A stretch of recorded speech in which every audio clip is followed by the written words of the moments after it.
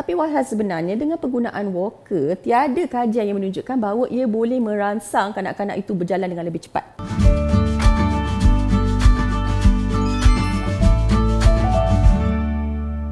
Assalamualaikum. Hai semua. Anda sedang menonton Tanya Pakar Pak and Ma bersama-sama saya Nani Roslan.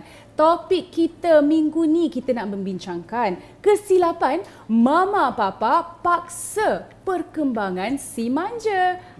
Hari ni saya nak memperkenalkan pakar kita pada hari ini iaitu Dr. Tengku Puteri Zainab, pakar pediatrik. Assalamualaikum doktor, apa khabar? Waalaikumsalam warahmatullahi wabarakatuh. Alhamdulillah sihat. Terima Apa kasih. khabar? Okey? Alhamdulillah. Saya terkesima tengok kecantikan doktor kita hari ini. Mesti patient kadang-kadang semua suka je tengok doktor kan. Aduh, ya ke? Jangan nangis, takut. Okey doktor, kita nak tanya doktor, macam mana mungkin doktor boleh jelaskan di luar sana, mama papa di luar sana, macam mana kita ni nak tahu anak kita ni punya perkembangan tu on point doktor? Okey, bila kita bercakap mengenai perkembangan bayi ataupun kanak-kanak, kita kena faham apa aspek-aspek perkembangan bayi dan kanak-kanak itulah. Perkembangan kanak-kanak ini sebenarnya ada 5 aspek.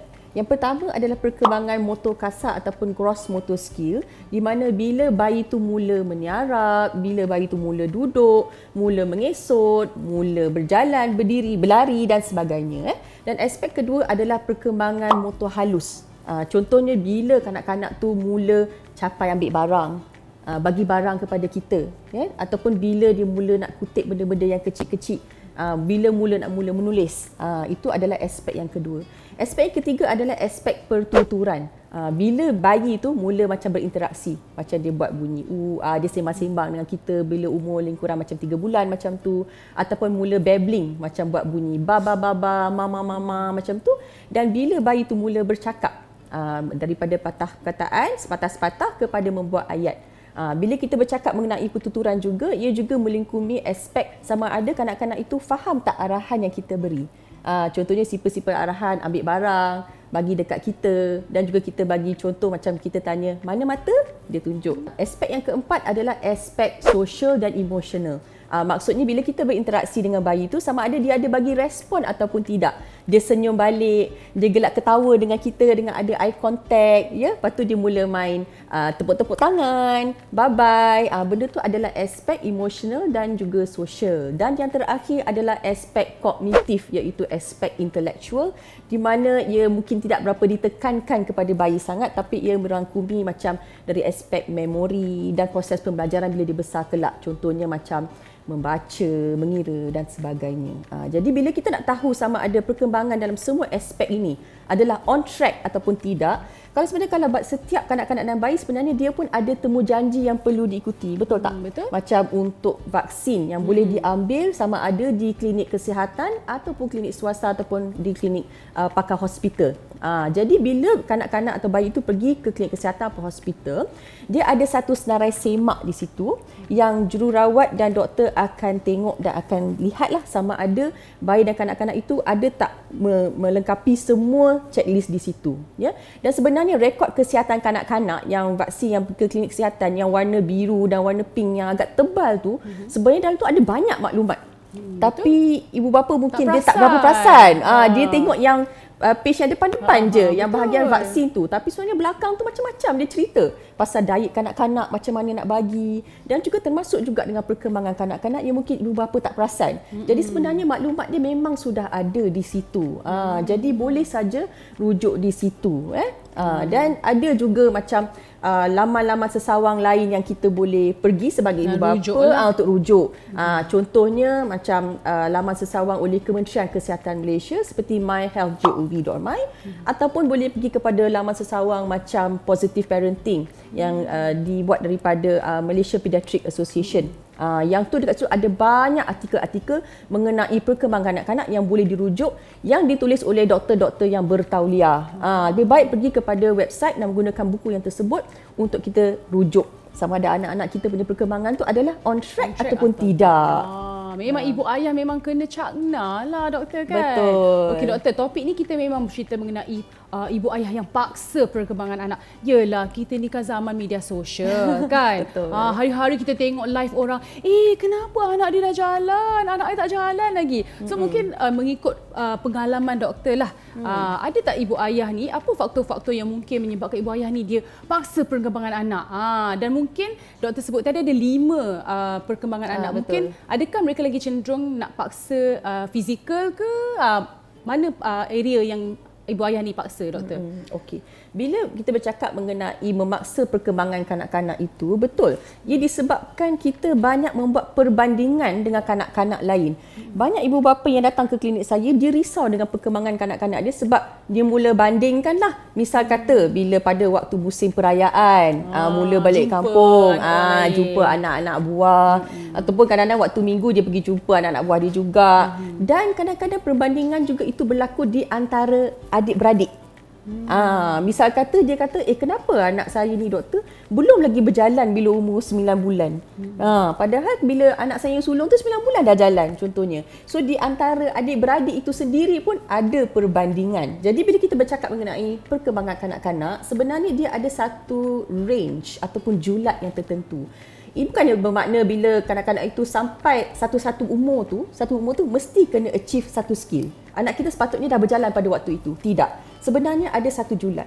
Contohnya kalau kita bercakap mengenai berjalan, proses berjalan tu mungkin boleh seawal 9 bulan ataupun selewat sehingga ke 12 bulan pun ataupun 18 still bulan. Normal lah still maksudnya. Normal. Okay. Betul. So tidak semestinya kena pada waktu itu mesti kena ada dapat attain skill tu. Tidak macam Tapi tu. masyarakat kita dia memang ada obsesi sikit kan. Sampai itulah yang dia beli gadget-gadget untuk bagi anak diri cepatlah, lompat cepatlah. So mungkin doktor boleh kongsikan apa mungkin antara kesan-kesan apabila kita paksa perkembangan anak tu, doktor? Okey. Bila sebab pasal gadget tadi kan.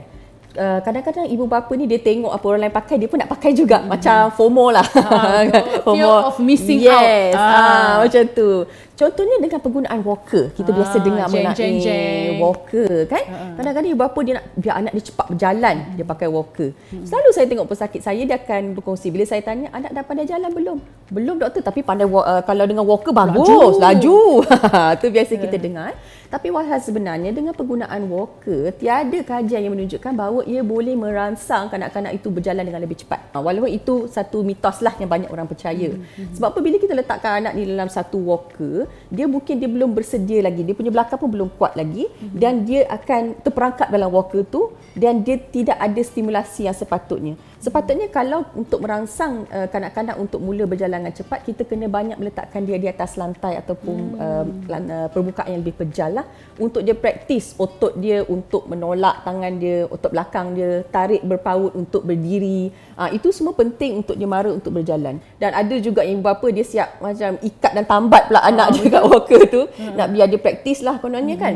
Tapi sebenarnya bayi tu akan terperangkap dalam, dan mungkin dalam satu jangka masa yang lama, dan dia tidak dapat stimulasi yang sepatutnya lah, iaitu berada di atas lantai dan praktis dan merangkak sekeliling dan sebagainya. Jadi itu boleh memberi kesan di mana boleh ada tekanan di bahagian belakangnya, dekat ligamen dia, dekat dia punya disc dekat dia punya tulang belakang tu akan beri tekanan, dan ia tidak bagus untuk perkembangan kanak-kanak tu sebenarnya. Jadi itulah pasalnya kita tak boleh memaksa lah, memaksa perkembangan sekiranya dia belum bersedia. Okey, doktor mungkin boleh berikan nasihat kepada semua ibu ayah tentang kepentingan mengambil berat tentang perkembangan anak tanpa perlu dipaksa, doktor. Okey, bila kita bercakap mengenai perkembangan kanak-kanak, kita kena faham bahawa aspek perkembangan ni dia ada banyak faktor yang memain peranan. Seperti faktor genetik, latar belakang ibu bapa dia macam mana.